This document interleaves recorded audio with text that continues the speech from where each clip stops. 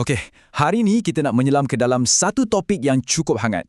Selalu sangat kita dengar ada pertembungan kan antara teks suci purba dengan sains biologi abad ke-21. Macam air dengan minyak.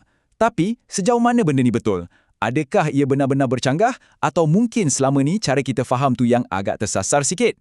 Melalui penerangan bahan rujukan kita hari ini, kita akan rungkai persoalan ni perlahan-lahan. Jadi, persoalan besarnya, boleh ke teori evolusi duduk semeja dengan kitab suci? Sumber kita hari ini membentangkan satu hujah yang cukup mendalam. Ia menunjukkan yang dua dunia ni sebenarnya bukan bermusuh. Malah, kalau kita tengok melalui lensa linguistik dan teologi yang tepat, kedua-duanya bergabung dengan sangat harmoni. Ini bukan soal tolak sains atau ubah agama tau, tapi pasal nak faham kedua-duanya dengan lebih jitu. Untuk panduan kita, ini 5 langkah yang akan kita lalui. Pertama, peraturan asas. Kedua, dua keadaan manusia. Ketiga, lonjakan metafizik. Keempat, erti penciptaan. Dan yang terakhir, garis masa tahapan. Jom kita terus mula. Bahagian 1. Peraturan asas dan kosakata. Okey, sebelum kita sembang jauh pasal biologi, kita kena set semula pemahaman asas kita. Ada 2 tema penting yang selalu sangat buat perbincangan ni lari tajuk. Yang pertama, konsep teori saintifik. Dalam sembang harian kita, perkataan teori itu mungkin bermaksud sekadar agak-agak je kan? Tapi sumber kita jelaskan yang dalam sains, evolusi ni bukan spekulasi kosong. Ia adalah satu realiti yang disahkan secara empirikal. Ia didorong oleh benda yang sangat nyata, macam variasi genetik, pemilihan semula jadi dan pewarisan sifat merentas jutaan generasi. Keduanya, dan ini sangat penting, konsep ayat. Al-Quran memanggil baris ayatnya sebagai ayat yang secara harfiahnya bermaksud tanda-tanda atau petunjuk kepada realiti yang jauh lebih besar. Sumber kita menegaskan, kalau kita berkeras nak baca teks suci ni secara literal 100%, macam baca buku teks sejarah biasa, kita sebenarnya sedang melenyapkan maksud kiasan metafizik yang sangat mendalam ke dalamnya. Menariknya, teks rujukan kita membawa idea yang pencipta menyampaikan kebenaran menerusi 2 buah buku. Satu buku yang tertulis, iaitu kitab suci. Satu lagi buku terbuka, iaitu alam semesta fizikal kita ni. Jadi, hujah di sini adalah iman yang sebenar menuntut kita supaya membiarkan fakta-fakta terbukti dari realiti fizikal yang boleh dilihat dengan mata kasar, macam sejarah kehidupan berbilion tahun tu, untuk tingkatkan pemahaman kita terhadap buku yang tertulis. Bukannya paksa realiti fizikal tunduk pada tafsiran kaku. Masuk ke bahagian 2. Dua keadaan manusia, iaitu biologi berbanding kerohanian. Sekarang, mari kita tengok macam mana asas tadi membawa kita kepada pemisahan 2 konsep yang cukup penting, iaitu hominid secara biologi dan manusia berkesedaran secara rohani. Apa yang paling menarik tentang slide seterusnya ni adalah realiti biologi jin homo tu sendiri. Menurut sumber kita, proses perkembangan berangsur-angsur keturunan fizikal ini seperti yang dibuktikan melalui sains memang berlaku dan ia wujud jauh lebih awal sebelum proses pemilihan ilahi ke atas Adam. Pendek kata, secara fizikalnya kita memang berkongsi salah silah dengan pepohon evolusi biologi ini. Sekarang, cuba bayangkan situasi ini. Bila Tuhan menyatakan hasrat nak melantik khalifah di bumi, para malaikat bertanya soalan yang sangat mendalam ni. Adakah engkau hendak menjadikan orang yang akan menumpahkan darah? Analisis sumber kita menyatakan yang malaikat tu bukannya sedang meramal masa depan. Sebaliknya, mereka sebenarnya sedang memerhatikan hidupan pra-Adam atau hominid purba yang memang dah sedia wujud kat bumi masa tu. Makhluk yang hidup 100% atas naluri haiwan, berebut wilayah dan bertarung untuk terus hidup. Malaikat dah nampak pertumpahan darah ni berlaku di depan mata. Dekat sinilah Al-Quran buat satu perbezaan linguistik yang amat jitu. Ia memisahkan 2 istilah yang berbeza, bashar dan insan. Bashar ni merujuk kepada bekas atau entiti biologi fizikal yang dibentuk dari unsur bumi tadi. Manakala insan pula adalah manusia yang mempunyai kesedaran moral. Senang cerita, proses evolusi membentuk bashar, tapi ada satu elemen lain yang diperlukan untuk membentuk insan. Dan itu membawa kita ke bahagian 3. Lonjakan metafizik. Persoalan kritikalnya sekarang, bila dan macam mana tepatnya peralihan yang luar biasa ni berlaku?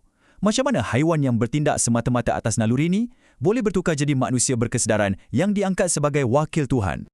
Jawapannya ada pada momen epik ni. Apabila Tuhan meniupkan rohnya atau ruh, sumber bahan kita menjelaskan bahawa inilah pencapaian evolusi yang muktamad tu, di mana organisma biologi tadi berjaya melangkaui had fizikalnya dan masuk ke alam metafizik. Ruh ni bukannya seketul organ, ia adalah pengenalan kepada kesedaran. Sebaik sahaja roh ini ditiupkan, barulah si Bashar tadi seolah-olah dinaik taraf menjadi insan. Dan malaikat disuruh sujud bukan pada tanah jasadnya, tapi pada kemuncak kesedaran ilahi ini. Hebat kan? Di sini, Adam bertindak sebagai arketip. Bila dia diajarkan nama-nama, makhluk ini tiba-tiba dikurniakan fungsi kognitif yang luar biasa.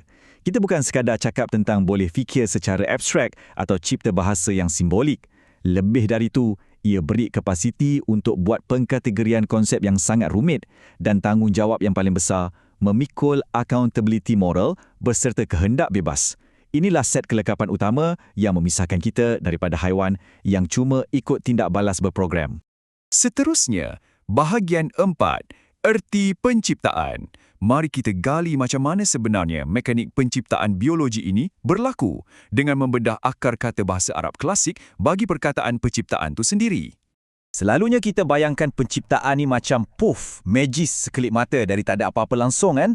Tapi, analisis bahan rujukan kita tekankan, kalau kita kaji teliti kata dasar takhlik, ia sebenarnya membawa maksud perbuatan mengukur, menganggar dan menyusun atur.